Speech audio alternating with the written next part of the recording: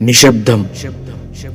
కొంతమందికి సంతోషంలో ఉండగా రాకూడదనుకునే భయం, మరికొంతమందికి బాధల్లో ఉన్నప్పుడు కావాలనుకునే ధైర్యం.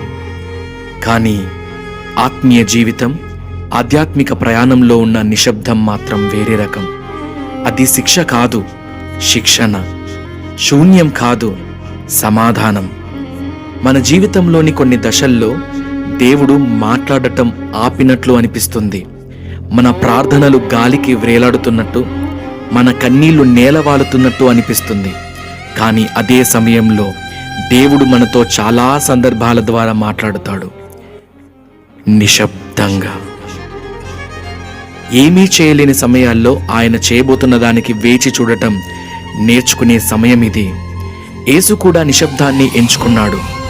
ఎంతోమంది ప్రజలు చుట్టూ ఉన్నప్పటికీ ఆయన మలుపు తిరిగి కొండెక్కి తండ్రితో ఒంటరిగా ఉన్నాడు. సిలువపై కూడా నొప్పిలో, అవమానంలో ఆయన మాట్లాడలేదు. నిశ్శబ్దపు లోతుల్లోనే ఆయన తండ్రి అయిన దేవునికి ప్రార్థించాడు. అతని మౌనం మన విమోచనానికి మారింది.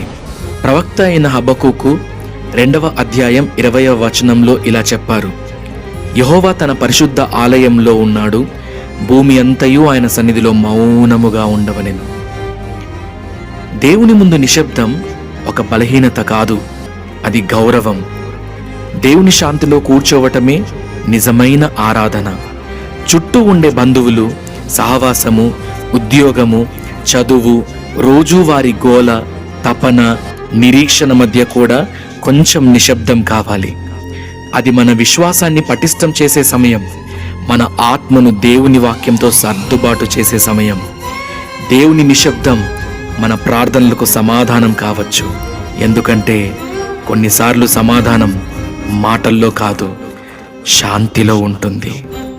సుమధుర అనుభవము వర్ణాలమయము, నా భాగస్వామితో పయనించే సమయము. ప్రతి ఉదయం నవ్వు, శ్రమలున్న తృప్తి, ఇది నా జీవితము ఓ వరమే, ఒక తరుణమే. ఒకసారి